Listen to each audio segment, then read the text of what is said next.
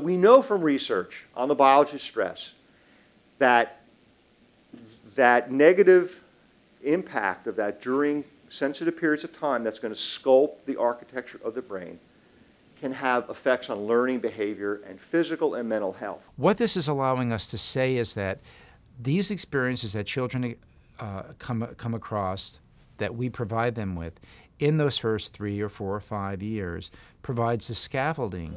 Doesn't guarantee a perfect life later on, but it, in a sense, is an insurance policy.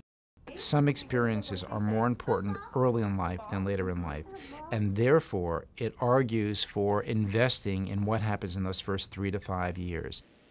So persistent stress changes brain architecture. Let me show you this. We know that there are changes in the structure of the nerve cell that's responsible for communication, for the ability of children to respond in their world. This is a typical neuron sitting in the prefrontal cortex.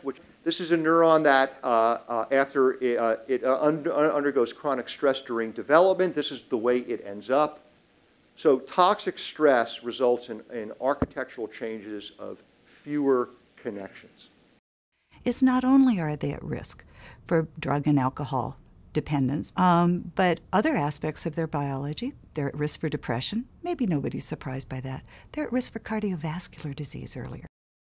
It's not as though the die is cast and the door slams shut, but it will say to us, if you want to get this kid back on a typical developmental trajectory, if you wait too late, it's going to be like pushing open a 1,000-pound door instead of just having it swing open very gently, which you can do with the right early experiences.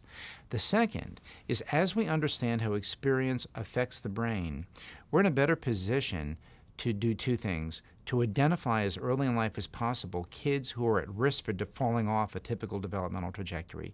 And the second is to develop interventions that target specific circuits in the brain. There's a critical period. There's a period of time during which this profound neglect that they've experienced, right, requires an intervention and enrichment, and it has to happen within a certain period of time in order for it to have its most powerful effects. The most important ingredient in positive experiences for young children is the responsive adult or set of adults that are there in the child's life who are helping to let that brain be excited about learning and supporting that brain's development.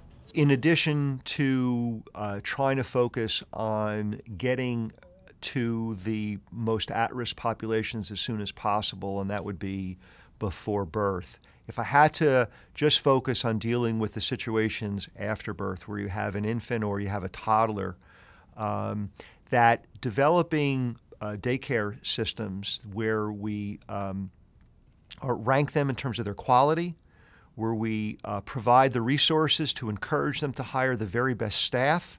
You can't do it on the cheap. That if we start with those systems and generate systems of excellence early and apply those to the most at-risk individuals, that's where we're going to get the biggest bang for the buck. And that if we then continue to be mindful of how experience writes on the brain, then we're much more likely to have children who wind up being successful, happy, productive citizens of society.